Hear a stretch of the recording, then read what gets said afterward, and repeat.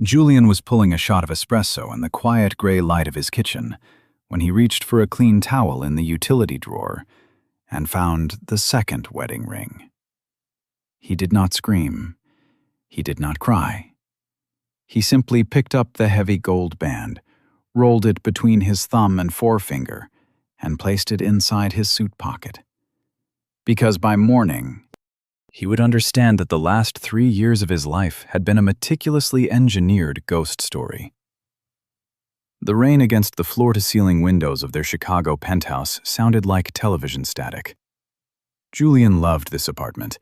He had restored it himself, pouring his architectural firm's early profits into the imported oak floors and the custom lighting that made his wife, Elena, look like a Renaissance painting whenever she walked into the room. He was 32.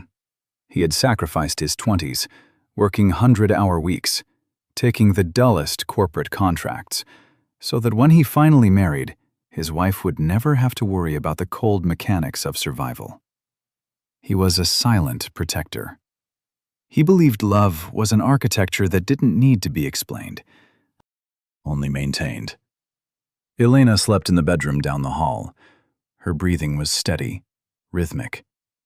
She was the founder of a boutique art curation firm, a business Julian had quietly funded through a blind trust, so she would believe she had secured the venture capital entirely on her own merit. He liked it that way. He liked her pride. But as he drank his espresso, the metallic weight of the ring in his pocket felt like an anchor dragging him down into freezing water. He had his own ring on his left hand. The one in his pocket was identical in weight and design, but when he turned on the overhead halogen light, the interior engraving was different. His ring said, "Forever, E." The ring from the drawer said, "The Foundation, M." Julian was a man of documentation. In architecture, a millimeter of error in the foundation could bring down a skyscraper a decade later. He did not confront Elena when she woke up. He kissed her forehead, smelled the familiar, comforting scent of her jasmine perfume, and told her he had a long day at the firm. She smiled, sleepily brushing his cheek, telling him she had a meeting with her gallery investors that afternoon. She looked perfect. She looked exactly like the woman who had pulled him out of his grief 3 years ago, when his father had suddenly passed away. By noon, Julian was sitting in his glass-walled office overlooking the river. He pulled up his personal server. Because he had set up the network for their apartment and her business, every digital receipt, every backup, every ping of their router was archived in his system. He had never looked at her logs before. It felt like a violation of the sanctuary he had built for her. But the ring burned in his pocket. He ran a search through the encrypted backups for the initial M. He expected to find a client, a misunderstanding, a harmless gift from a colleague. Instead, he found a shadow company. It was an LLC registered in Delaware. The name was M Foundation Holdings. He cross-referenced the registration dates. It had been incorporated 3 years and 2 months ago. That was exactly 1 month before he and Elena had accidentally met at a rain-soaked bus stop in the West Loop. Julian stopped breathing for a moment. He remembered that day with painful clarity. She had lost her umbrella. He had offered his. They had shared a cab. It was the beautiful, chaotic origin story of their lives, the story they told at dinner parties, the story he anchored his sanity to when work became unbearable. Now, staring at the cold blue light of his monitor, the memory began to rot. He pulled up the corporate officers for M Foundation Holdings. 2 names: Elena Vance and Marcus Thorne. Marcus was Julian's estate lawyer. Marcus was the man who had stood next to him at his wedding as his best man. Marcus was the one who had introduced him to the concept of the blind trust to fund Elena's business. The silence in Julian's office was absolute. He felt a physical pressure in his chest, as if the air had been vacuumed from the room. He did not break anything. He did not pick up the phone.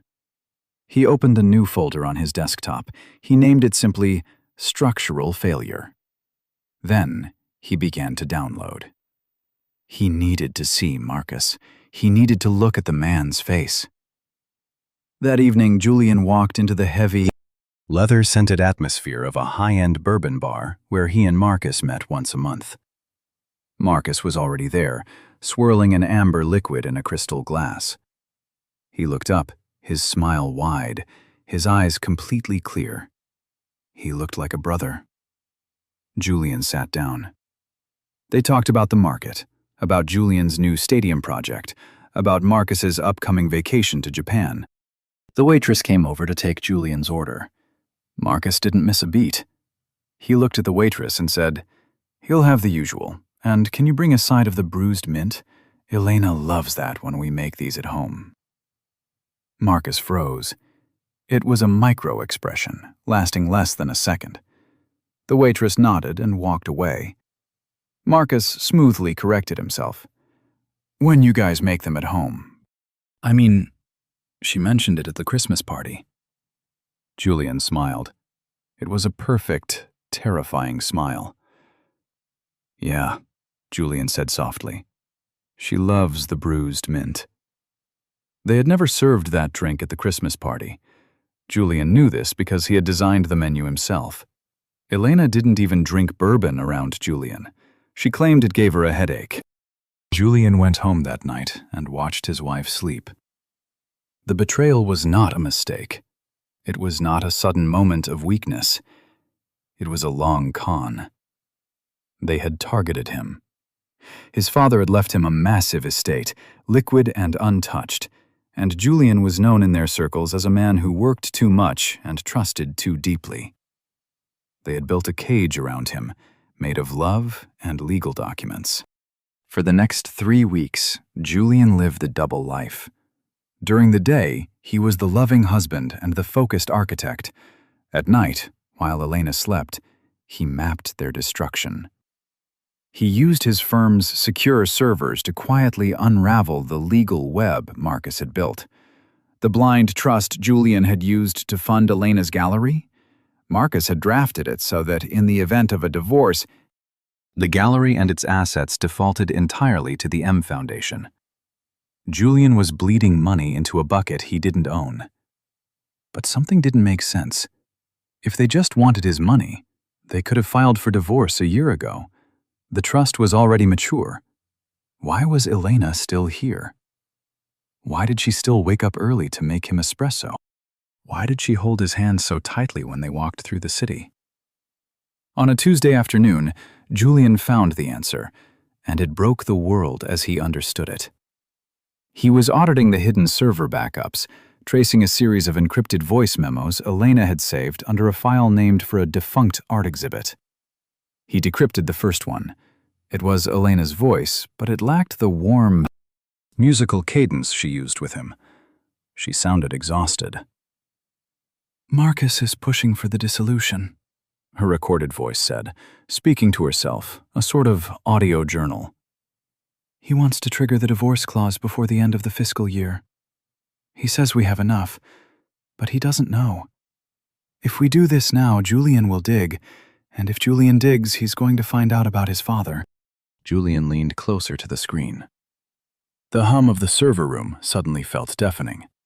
"I can't let him find out," the recording continued, her voice cracking slightly. "I thought this would be easy. I thought taking the son's money would make up for what the father did to my family. But Julian isn't his father. Julian is good. If Marcus triggers the divorce, the litigation will expose the old corporate records.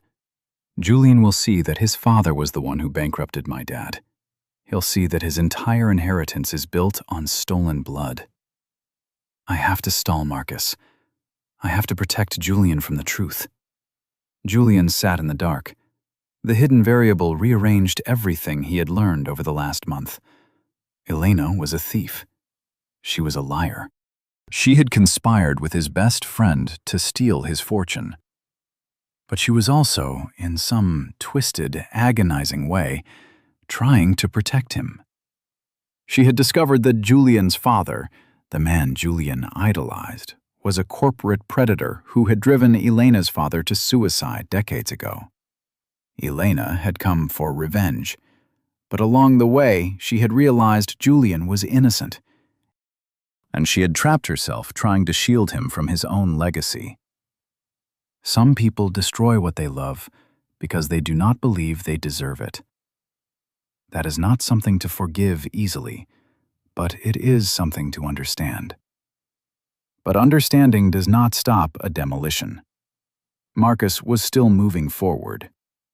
The next day, Julian received a notification from his bank. A massive withdrawal had been initiated from his primary holdings, transferring directly into the M Foundation. Marcus was making his final move, bypassing Elena's hesitation. Julian had a choice.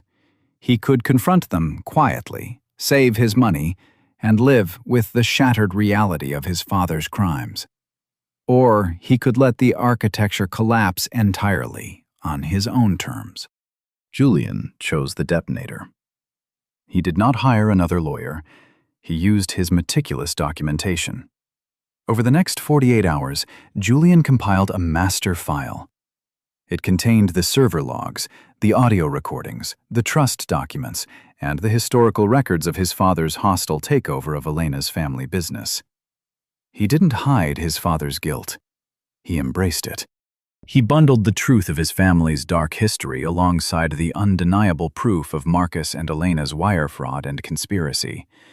He set the file to auto-distribute to the State Ethics Board, the Police Financial Crimes Division, the partners at Marcus's law firm, and every major investor in Elena's gallery. On the evening the files were set to send, Julian invited Elena and Marcus to the penthouse to celebrate a new milestone for the gallery. They arrived smiling. Marcus brought an expensive bottle of wine. Elena wore the necklace Julian had bought her for their anniversary. They stood in the kitchen, the rain beating against the glass just as it had on the morning he found the ring. "To the future," Marcus said, raising his glass, his eyes briefly meeting Elena's. "To the foundation," Julian replied softly. He reached into his pocket and placed the second wedding ring on the marble counter. The silence that followed was absolute. Marcus stopped moving. Elena stared at the ring, the color draining from her face, leaving her looking like a marble statue. "I found it 4 weeks ago," Julian said, his voice even, devoid of anger. "I found the trust. I found the LLC. I found the audio files, Elena." Elena took a step back, her hand covering her mouth. "Julian, you don't understand." "I understand everything," Julian said. He looked at Marcus, who was suddenly calculating distances, looking toward the door. "I understand that my father destroyed your family, Elena. I understand that you wanted balance, but you should have just asked me. If you had told me the truth, I would have given you everything to make it right. Instead, you partnered with a parasite." Marcus set his glass down. "Julian, let's be rational. The documents are ironclad. The money is already moved. You have no legal recourse that won't ruin you in the process." "I know," Julian said. He checked his watch. It was 6 o'clock. "Which is why I didn't file a lawsuit. I just sent the server logs to the Bar Association, the Fraud Division, and your firm's managing partners. Oh, and the historical records of my father's illegal trades are attached. The inheritance is frozen under federal investigation as of 5 minutes ago. There is no money left to steal." Marcus's calm facade shattered. He scrambled for his phone, his hands shaking as he saw the incoming alerts from his partners. Without a word to Elena, he turned and practically ran out of the apartment, knowing his career and freedom were already gone. Elena did not run. She stood in the kitchen, trembling, tears finally spilling over her eyelashes. "You ruined your own family name just to stop us?" she whispered. "I tore down a building that was built on a rotten foundation," Julian said. He looked at her, and the tragedy of it all settled heavily in his chest. You tried to protect me from the truth, Elena. But silence doesn't protect anyone. It just delays the collapse. He turned off the overhead halogen light. He did not yell. He did not demand an apology. He simply asked her to leave her keys on the counter. A month later, the city was cold and indifferent. The scandal had ripped through the financial district. Marcus was facing disbarment and federal charges. Elena's gallery had collapsed, her investors fleeing the association with fraud. Julian had lost the majority of his inherited wealth to the subsequent investigations and restitutions paid to the families his father had wronged. He was living in a much smaller apartment in the South Loop. He stood in his new, cramped kitchen, the gray morning light filtering through a small window. He poured Ethiopian beans into his grinder. The machine hummed. Outside, the smell of rain on hot asphalt drifted in through the cracked glass. He drank his coffee in the quiet room. He had less money. He had no wife. He had no illusions left about his father. But as he set the mug down and looked at his bare left hand, for the first time in his life, the foundation beneath his feet felt entirely solid. This has been a work of fiction, created for entertainment purposes. Names, characters, businesses, places, and incidents are products of imagination and do not represent any real persons or events.